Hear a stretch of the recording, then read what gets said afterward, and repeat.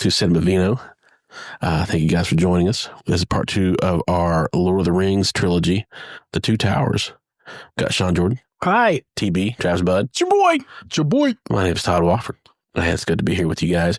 We are drinking a New Zealand Pinot Noir, as this entire trilogy was filmed completely on location in New Zealand.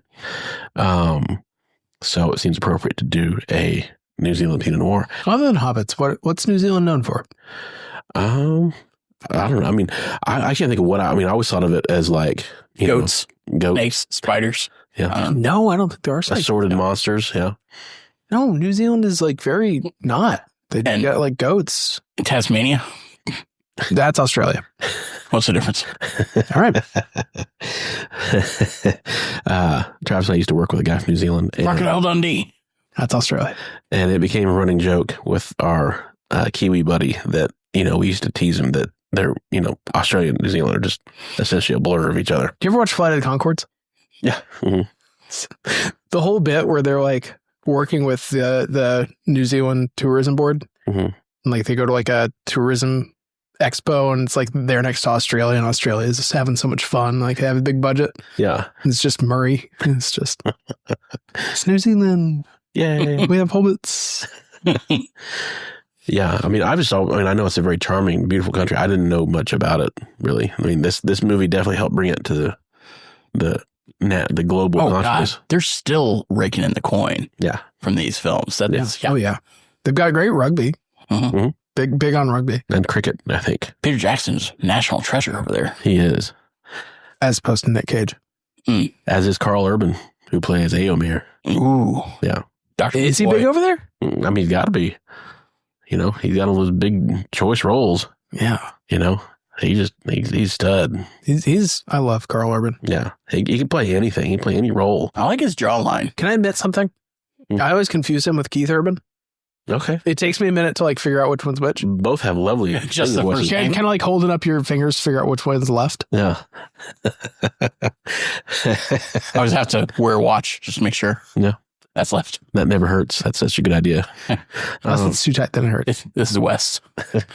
But that doesn't always work because It doesn't work. around. Oh, West is over there. So in the woods, you're not going to be our guide. I'm a ranger. I have no memory. I'll have you know I'm a 9th level ranger. Yeah? Yeah. Bless your heart. Arcane archer. You got any cantrips? 2 or 3. Nice. I got a hunter's mark. So this movie was released December 18th, 2002, grossed $954 million against a $94 million budget. They couldn't make an even billion? I know. Damn them. Lame. This was the highest grossing film of 2002. So the story, again, it has that advantage. Now we got the exposition out of the way. It hits the ground running, and it just pretty much keeps going. Quite literally, isn't the first scene them running? Yeah, Jason the Hobbits? just running and running. Yeah. Of Two Towers? Yeah. No. First scene is Gandalf beating the shit out of the Balrog. Oh, hell yeah. And leveling up. That's one of the greatest openings ever. Yeah. I mean, the first one was great for the lore drops, but this one was great because, the dark fire will not avail you, flame of illusion, which is my Gandalf. Hashtag World Drops. Yep. But they zoom in right on the mountain, and he's just going to work beating the shit out of the Balrog. What a way to pick up a movie. Yeah. Yeah. And smote his ruin on the mountainside. Mm. Can you imagine how good movies it can be if they don't have to like do any exposition? They just drop you right in. Yeah. Hell yeah. Hell yeah. So yeah, it's exciting right away. And then you got Aragorn, Legolas, and Gimli, who are attempting to rescue Merry and Pippin from Saruman's platoon of Uruk-hai, who are trying to get them back to Isengard to be tortured and whatnot. Taking the Hobbit's size. They're taking the Hobbits to Isengard? Isengard, God. So in this entry, again, Legolas, what do your elven eyes see? Malgini. So yeah, this entry introduces a lot of good key characters. This movie really introduces Gollum. You see him briefly in Fellowship, but here you actually get to see him full on and get to know him. He's one of the great villains in movie history. He's one of those complicated I was villains. gonna say he's not even a villain. He's just like a complicated. He's a hot mess. Yeah. I can fix him. You know? He's somebody who you think, and that's the great thing is they make you. He's within stabbing distance of being a redeemable character, and then Well, he is redeemed, and then he's betrayed, and then he goes full, evil arc. yeah, it's that idea of like you can't outrun your destiny. That's one of the themes of the movie is you can't outrun what you're meant to do, and that's kind of Gollum's fate is to. Legolas can outrun it. And literally, he and the ring are meant to go down together. That's spoilers. We're getting ahead of ourselves. It's true. It's true. But then you've got, in the entire kingdom of Rohan is introduced King Theoden, who at the beginning of the movie is bewitched by Saruman and his stooge, Grima Wormtongue. It's played by Brad Dourif, who does a great job playing Grima. Yeah, shaved his eyebrows off. Creepy. And then when he had to go do pickups, he had to do it again, and his girlfriend was not pleased. Yeah. He suffers for his art. I respect that. Yeah. I mean, if I'm in this movie and I'm getting paid what he's getting paid, I'd probably shave the fuckers off too. Also, he's in Deadwood. He's awesome. Yeah. I don't know if you guys have ever watched Deadwood. Does he have eyebrows? Yeah. Bushy. Passes. And then, I think about, he was in One Flew Over the Cuckoo's Nest. He was the young patient in that movie. Yeah. Oh. Yeah. So first thing I ever saw him in was that. And yeah, I think he was Academy Award nominated for that. So. Isn't Danny DeVito on that? He is. Mm-hmm. Nice. Christopher Lloyd. Yeah. All the Batman villains. Interesting. They all started off there in art. Schwarzenegger? That would have been a whole different movie. We just want to watch the World Series. Mickey Mantle. What are we drinking? So yeah, this is Love Block. This is What was that? Love Block. What was that? Pinot Noir from Central Otago, the Bendigo region of. I think it's Bendigo. I saw it first as Bendigo, but I think it's Bendigo, Central Otago. This is delicious. Yeah. It really is. It's got a nice, peppery kind of. Very rich. Yeah. Yeah. It's not super heavy. Yeah. It's not super inky. My first thought, taste was, it's this little effervescent. It attacks the tongue. Mm-hmm. So this is apparently a vineyard owned by the Kim Crawford Winery, and looking at Central Otago, which is on the southern island and kind of the south central part of the southern island of New Zealand, it looks like Rohan. It's got the green rolling hills and the mountains in the background. Where the vineyard is, it looks like a scene from the movie. I mean, you could see the Rohirrim riding right through the vineyard. A lot of horsemen out there? Just trampling all the grapes. Why do you have to put your finger in your ear to smell better? I don't know why. And the people do that to harmonize. I just don't. That's all a mystery to me. It is a Christina Aguilera thing. And you also need a pointer finger. I need to bring it down. Yeah. That's how I smell my wine too. This is great. It has a nice fruit to it. But yeah, it's got that sort of body and, tannin structure of a much bigger red. Is jammy a word that would apply here? Yeah. I don't find this jammy at all. But I mean, you can apply it if you want to. To me, you'd be wrong, but you can apply it. Fuck. Well, I mean, you taste what you taste. To me, this is more of a cherry, bright fruit. I would say it has some currant flavor to it. So maybe you could say jam adjacent. All right. That'll be my word. Bend over backwards to accommodate. Jam adjacent. That's a band name. It is. I mean, they jam, but they're only 3 or 4 minutes long. Yeah. It's not quite a jam band, but they're close. Yeah. Bordering on jam band. Yeah. Just when you start to really kind of dance and get in the groove, they wrap it up. Yeah. So it's a tight 3 minutes. Yeah. Grateful Coma. What a great name. That's awesome. It's my cover band. Yeah, I'd be in that band. And Travis can play the bass. Hell yeah. Yeah. I mean, I stand there with a bass. Mm-hmm. That's all you need to do. Yeah. Just got to be a tracer. The tracer. Mm-hmm. Yeah. So yeah, this has more of the body of almost a Syrah. It's got those kind of peppery, fuller, more tannic flavors of like a Syrah. So this would be a good, heartier. You could do this with a steak, I think. Oh yeah, you get a really heavy black pepper out of it. Yeah, it'd pair well with a good, nicely seared steak. So would it pair well with man flesh? Man flesh. Ooh, or just some craft singles. Looks like meat's back on the menu. How do they know what menus are? Yeah. That is I never thought about that. Like, and they were just brand new born, like they were Uruk-hai. Yeah. They just popped out the chrysalis or whatever. We'll have the horse duvers. which it's like, What can we get you for starters? if they know what a menu is, that means they've sat down somewhere. Right. Someone has presented to them an option to eat. Do you have an a la carte option? Do you have a happy hour? It says the gratuity is added if there's 10 of us. What does that mean? Do we have to tip? What if I don't want to tip 18%? Here's a tip. Get a job. Richard Nixon. It's Richard Nixon as an Uruk-hai. I am not an Uruk-hai. I am not an Uruk-hai. So, Speaking of, like, we never mentioned Lurs in the last movie and his Ariana Grande hair. oh yeah. That's it. I just wanted to mention that. Okay. Uruk-hai with perfect hair. Yeah. His hair is perfect. Yeah. So Theoden is the king of Rohan, and Maybe he's born with it. yeah, Maybe it's Uruk-hai. he's bewitched, and meanwhile, Saruman while Theoden's bewitched, Saruman is kind of pillaging and pilfering, using his armies to ransack Rohan, basically to weaken the world of men, to help Sauron whenever it's his time to, they'll be that much more in disarray. He's set him up and knock him down. Yeah. Is rope-a-doping him? Yep. Hell yeah. So then we meet Theoden's niece. Can we talk about the orc who's just like the guy who's just like, we can't keep up with this level of production. We're working overnight. We can't keep up. He's the foreman of the orcs. Yeah. Yeah. They're going to unionize. Yeah. And Saruman's just like, okay, well, burn down the trees. Yeah. Burn every village. Burn it.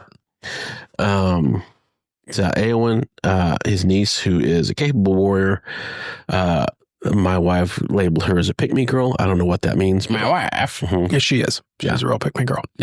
So, I don't want to stay with the women and children. I want to fight. yeah. Okay, we get it. You're different. And so, yeah, she falls for Aragorn and pretty much, She can't cook How can you stew. not? Yeah. Can't cook stew for shit. and it's like between Aragorn and later Faramir, it's like she has a type. Yeah. She definitely has a type. Andy with a blade. mm, My one part is when Aragorn sneaks up on her and she, they clash swords, but she gives him like the eyes. I was like, the eyes could be a little bit calmed down. And I actually laughed during that part. I was Yeah. like, it's a bit much. yeah. Tone it down, Eowyn. He's spoken for. Or Mhm. maybe they left it lingering too long. Either the eyes were too big or the amount of time they focused on them were too long. And then they cut and then come back. And I was like, this is, I don't know. It's too much. Yeah, it's too much. So then his nephew. Maybe I'm just Team Arwen. Too much. Yeah. Oh, yeah. Liv Tyler all the way. Yeah, he's taken. Exactly. Satan's take. The light of the even star. Then you have Eomer, who is King's nephew, and he commands a pretty large force of Rohan's cavalry. Gorgeous. Yeah. Great head of hair. Great head of hair. Yeah, it has a great scene with Aragorn, Gimli, and Legolas. He announced his presence with authority. But then turns out to be a good guy at the end of it and gives him horses and whatnot. Can I just say, every line that Gimli has in this movie, I just picture it coming from Travis's mouth. Give me your name, Horsemaster, and I shall give you mine. Give me your name, Horsemaster, and I will give you mine. I do love some dwarfs. Mhm. Yeah. Yeah. Yeah. Durgan Shieldbreaker. Mhm. So humble. This is your original Durgan. Toss me. Toss my salad. Jesus. Okay, so and then we meet. Too far? Got it. No, we can fix it in post. What? Leave it No. in. Leave it in. So we also meet Treebeard, who is the leader of an enchanted race of tree creatures known as the Ents. Also voiced by Gimli. Mhm. John Rhys Davies. Mhm. So yeah, John Rice Davies. is it Rhys or Rice? I think it's I don't Rhys. care. I've heard both ways. I think it's Rhys. Yeah, I think you're right. So the action culminates in the massive action set piece of the Battle of Helm's Deep, where Jackson does a great job of staging the battle, and even more so because it occurs at night in the rain, which would be even more difficult to pull off Took like- choreography. I think, was it 4 months to film that? Yeah. Took, Just Helm's Deep? yeah. Jeez. Took an ungodly amount of time. Yeah. Easy Pete's. Crazy. However, worth it, I would say. 100%. This is the apex of all of the films for me. Yeah. I love it. It's awesome. Battle of Helm's Deep, like I've I could defend it. Mhm. I know the layout. I've seen the bigatures in this are great. Yeah. Those are my favorite They're special huge. features because they call the miniatures that they film bigatures because some of them, Minas Tirith and like Orthanc were like 21 feet tall, Mhm. and they got That's to really big. cover the cameras around there. Like they would build them. Peter Jackson would come in and be like, "That's fucking cool," and then he would sit out little like army Lego men or whatever, Mhm. have his little guys set up and basically get to play. I was like, "That's cool." Yeah. And he got to like flow down where he thought everything would go. It looks so much better when you're using practical and CGI Blend them. Yeah. together. When they use the bigatures and he uses the camera really up close and sweeps by, and they just pepper in some little CGI people running below Mhm. or superimpose them, it looks fucking great. And it ages well. It does not like date the film Even in at all. 4K. Even in 4K, Yeah. it looks great. In 4K, you go back and you look, and it looks like picture perfect. I'll argue that it is held up better than the Hobbit trilogies in terms of special Yes. effects. Yeah. Yeah, because the Hobbit trilogies relied so much on special effects. The only thing that doesn't look great still is smoke. Ooh. When they did it back then, it just didn't, especially when they're tracking sideways, it doesn't look great. Yeah, they do it I inside will restaurants, and it's like, that doesn't happen anymore. But I will say, Gollum looks fucking perfect. Yeah. I And disagree. This is like some of the best CGI because it's married with, it's just put over Andy Serkis's performance. Yeah. And I think it looks better than a lot of CGI today still. And maybe it's because he's moving around and kicking rocks that actually like stumble down. And, But he's being led by the leash and it just, yeah. Yeah. And he's got the great solo scene monologue, which is, just him being bipolar backwards, talking to himself. And what I noticed this watch is, I've noticed this way before, but when he's Gollum, his pupils are super tiny versus small. really big. and then he's Smeagol, they're really big. I just noticed it on this last watch where they were super small whenever he's telling Frodo about Shelob's lair Mhm. when they're outside the Black Gates. Yeah. And he's like, "No, there's another way." I'm like, "Oh, all right." He was already, He was yeah, he was already Gollum and betraying him then. Like he's trying to betray him the whole time. I mean, obviously he's that's his. And if you watch his goal. pupils, he's pretty much turned the last third of these movies. Like he's gone completely to the dark side. Yeah. But yeah, to me, the gauge of how well they do Gollum CGI is if you look at like even some of the modern, like the real rickety CGI they've done on like the recent Marvel movies, like the Marvels and stuff like that. Yeah. How poor some of that stuff looks, how uncanny, like how ultra realistic at the point of looking fake some of the stuff is. Well, and I think Peter Jackson did a really good job of not relying entirely on CGI. He kind of knew that a lot of it had to be practical or had to be a blend of it. Mhm. Whereas nowadays they sort of just like do everything on like a blue screen and they're like, okay, we'll fix it with CGI because we can do it. We have the budget. Let's just paste over it with CGI. And then I think that's what happened with The Hobbit. Yeah. I do think like the effects going back, like that's Smeagol is the one piece that you're still just kind of like, okay, yeah, this is CGI, but the acting is good enough and it like blends in well enough that you can kind of like get over it. Yeah. It doesn't stand out. It's not like a bad 80s CGI. Yeah. It's not like Gremlins, but Yeah. like you were watching and you're like, this is really good Mhm. because Andy Serkis's acting is good. Circus. Whatever. Is it Serkis? Yeah. Mhm. Not Serkins? Circus. That's disappointing. No, what's disappointing was his directorial debut on the second Venom. That might not have been his debut, but First thing I seen him direct. he directed the second Venom movie, and I was like, okay, maybe this will be interesting. And then Well, I mean, he made a whole career of doing like mocap stuff. Yeah. Like being the was face Caesar? of mocap. and the other Planet of the Apes movies, Mhm. I've only seen the first like two, I think. But Same. He was in a bunch of Marvel movies. Claw. Ulysses Claw. Mhm. I don't know. he was King Kong. I think he would have made an interesting Ultron voice wise. Like, he would have had a cool, Mhm. he can do a cool, deep, authoritarian voice. I think you'd have made a good Ultron. Yeah. But I mean, other than that, I think Smeagol stands out a little bit as like CGI that doesn't age quite as well, but like the Bigature stuff, like easily paced over that. Yeah. I love the Helm's Deep set. I mean, I even love Edoras, the main capital of Rohan. Edoras. I barely know her. But just beautiful sets all around. And like I say, because they use the practical effects and the CGI and real locations, it really blurs to where when you're in the moment, you don't pay attention to what's real and what's not. It just kind of takes you along.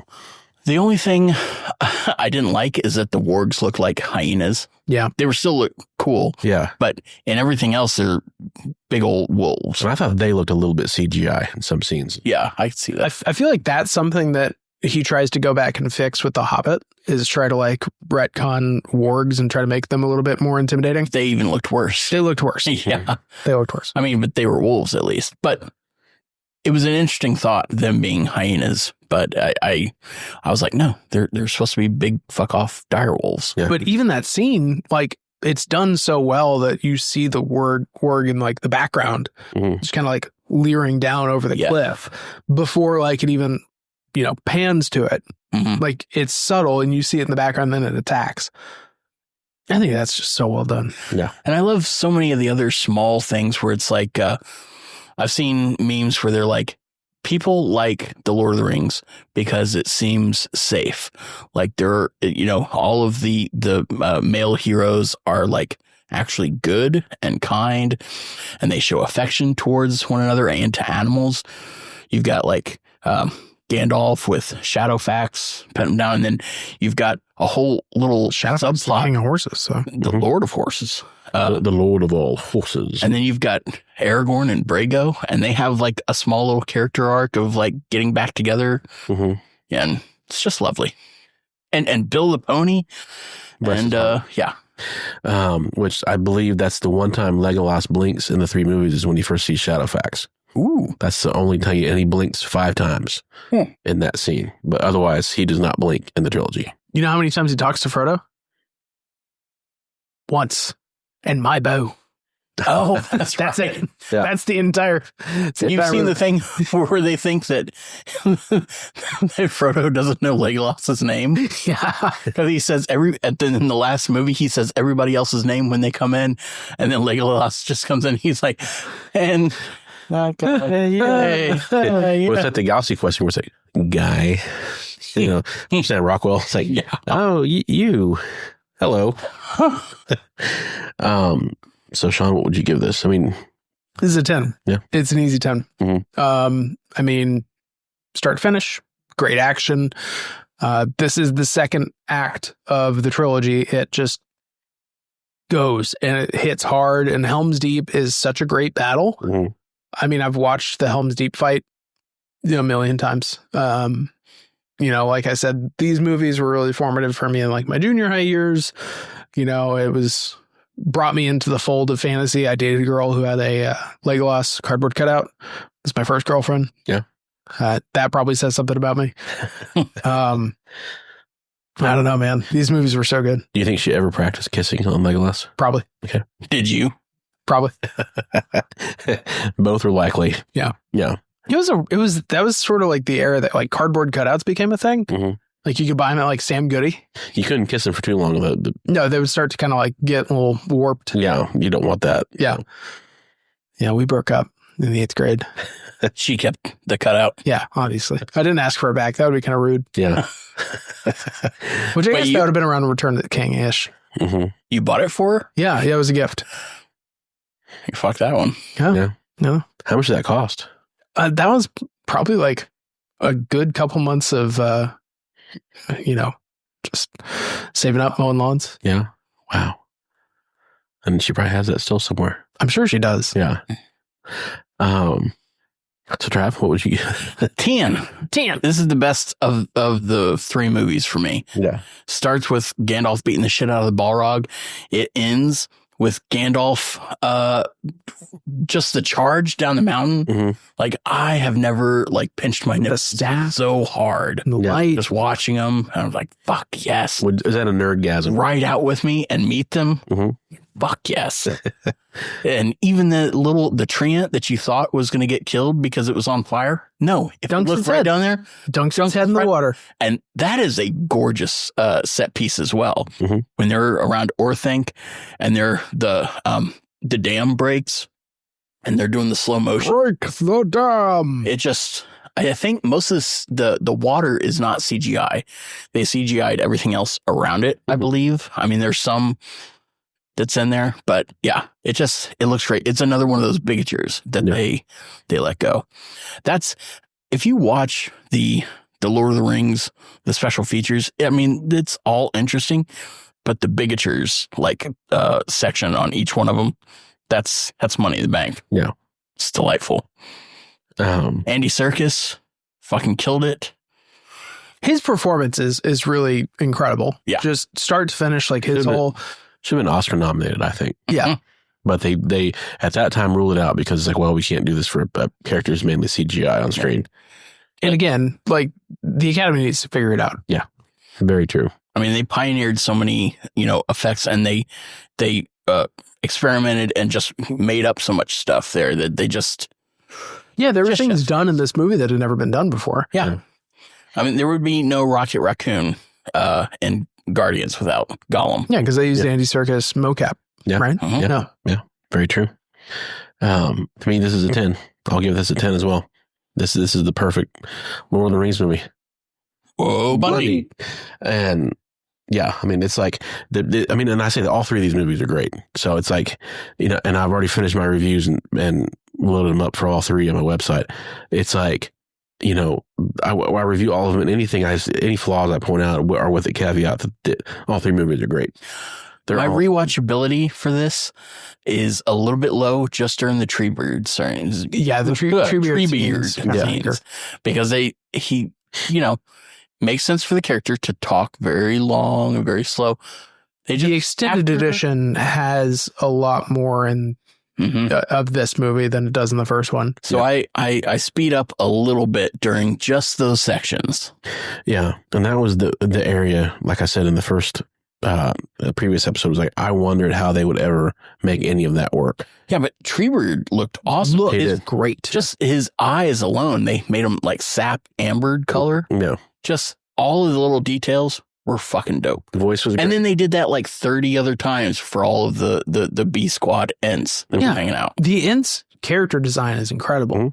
And just the scene where Merry and Pippin are like climbing the tree and Treebeard's like eyes open and just like, yeah, kind of gets taken aback yeah, and then starts moving. Incredible. Mhm. Yeah, these were all like the cave troll, the Treebeard. All these were like little things to train up to do King Kong, which was kind of a letdown. Yeah. But still, he was learning all these tricks along the way. In terms of rewatchability, would you rank Fellowship above Two Towers or Two Towers above Fellowship?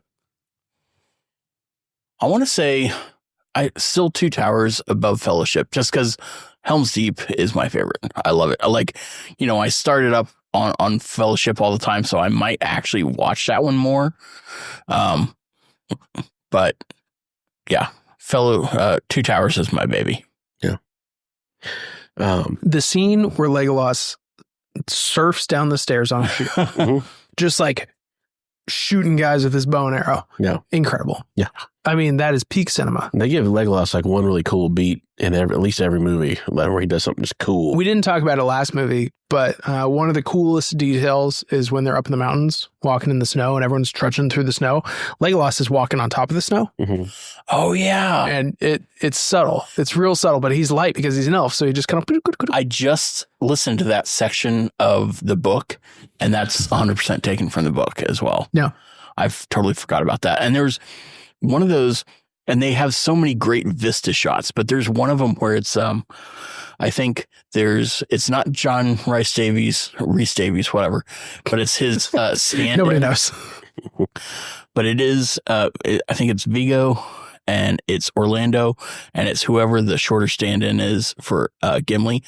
They're all doing one of those trudging shots, and they are all three injured. Vigo's got the broken toe from. Oh, we didn't even know to mention it. No, that's in this movie. That's in the second one. Yeah, we didn't even. He kicks the helmet. Kicks the helmet. Do you know he breaks his toe when he kicks the helmet? Actually broke it, and he screams. Yeah, that scream is like a real. Yeah, because he breaks his toe when he kicks that helmet. But they're all three injured. Vigo has a broken toe From kicking the helmet. From kicking the helmet. Orlando had like fallen off a horse and injured his leg or something and was running. And then the person playing the stand-in Gimli also had something injured. So they were all running and they're all busted as shit. And they were like, you know what? This actually works for what's going on. You know guys aren't going to look. You know what they needed? Long rest. Yep. That's true. Get back some hit dice. So yeah, this is a perfect movie. This is one on the list of perfect movies, I would say. Any new monsters in this one? We got the Balrog got Balrog comes in the first. Did they have cave trolls when they were marching on Helm's Deep? I don't think so. I don't think so. I think it was just Uruk-hai. You see the Oliphant? Oh yeah, you get the Oliphant for the first time. I had to look up. Apparently, gaffer is British slang for old man. Yeah. So I did not know that until these movies came along. I'm still not entirely clear on the geography of where they were when they saw the Oliphant. That the men who were from Gondor, or no, not Gondor. Yeah, Gondor. Yeah. Those guys were in there, like just killing dudes. Yeah. But were they in Mordor? No, because they couldn't make it past the Black Gate. Yeah, so they were going around. They were kind of going like a south, maybe of Mordor, and then still outside of Mordor, but Gondor side. Yeah, that's where the hell did the Oliphants come from? I wish that they would have done more often. I wish they would have done show the map Indiana Jones, like where he's flying around, you get to see. But if they would have shown the map a little bit more, I like how they classic fantasy book. How they show it. Yes, exactly.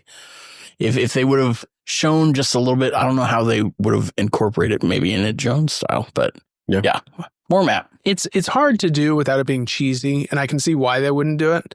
But at the same time, like I kind of wanted to, like they kept talking about where they were and what they were doing. The whole plot of the movie is going somewhere. Yeah. Show me why it's hard. To give you a sense of geography. Yeah, give me a sense of geography. Yeah. But yeah. Where are the bogs? Where the hell are the bogs? Are they outside of Mordor? Inside Mordor? Outside. See, I don't know. The dead marshes. Because they kept. I mean, the one thing that they do is show you the volcano, the Mount Doom, right? Every once in a while. So I do remember that part. New monster would be the creature that the ring wraiths are riding. The fell beast. Yeah. That's a new monster here that you don't see in the first one.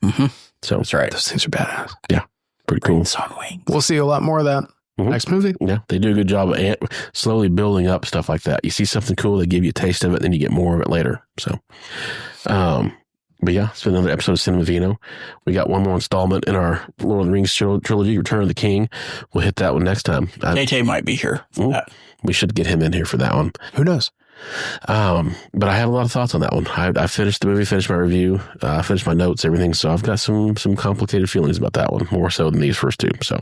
Jack Nicholson feelings? And more complicated than that, I think. It's not that cut and dry. And you were watching the theatrical cuts, not the extended, right? This time, yeah. I've seen Disgusting. I own both cuts, so. I don't want to hear excuses. Yeah, the theatrical don't exist for me anymore. Well, to me, it's like, it depends on how you want to evaluate them, because it's like, I would think that you, and probably you too, are in the mind frame, and I can be as well sometimes, these movies could go on for a while and it's okay, because there's so much to drink in from it. Yeah. I just got, as long as I have the time to set aside to like watch 4 hours of just pure nerdery, just like black tar nerdery, I'm good. Oh, and that's the thing, it's a drug. I mean, yeah, it's like you want to, or a bottle of wine, you want to savor it and then. But if it's a Tuesday afternoon and I'm like, I finished work and I come home and I've cooked dinner and I want to sit down, I'm not going to sit down and watch a 4 hour. Yeah. fucking Return of the King. Coward. And to me, it's like, you know, Sorry. my wife. I set you guys up for that one. My wife is a novice about this kind of stuff. She enjoyed Game of Thrones a lot. And so she enjoyed this movie a lot because of that, you know, kind of working backwards. But it's like, you know, I wanted to start her on the regular theatrical cuts and then go to extended later, you know, try on the next watch, do that, ease her into it. I'm going to tell her you call her a novice. In the fantasy world, she would gladly admit to being a novice. So, yeah. Everyone has to, you know, find their way there eventually somehow. Exactly. I think nowadays, well, you know, people are reading fantasy romance books. Mm-hmm. It gets them there, you know? Yeah. Whatever does it. Whatever gets them there. Well, a lot of smut. It's all, these yeah, days. it's all entry level drugs. A lot of book talk. Yeah, a lot of book talk, like fantasy romance and like big old fairy dongs. Whatever your entryway drug is, your gateway drug into fantasy, I mean, it's fine. I'm not going to gatekeep. Lord of the Rings were written today. Like Legolas is 100% dropping a digit on Gimli. Oh, I need to throw this out here because I don't know when else this is going to come up. I went to a Lord of the Rings themed burlesque show one time, and it was incredible, first of all. Second of all, there was a scene where Legolas had a bow and arrow and shot the arrow, and it was tied to his loincloth, pulled it off. Nice. It was incredible. Nice. And he was wearing like a codpiece, but it was like the leaf, the green leaf. Oh, a leaf of Lauren. Yeah, idly do those fall. Yeah, not idly do those fall. Mhm. So it was pretty good. So you got to see some man flesh. Oh, I got to see some man flesh. All right. Yeah, it's been an episode of Cinemavino. Great movies, Only Drunker. Sean Jordan, Hey, Travis Bud. It's your boy. it's your boy. My name's TW. We'll see you guys next time. Have.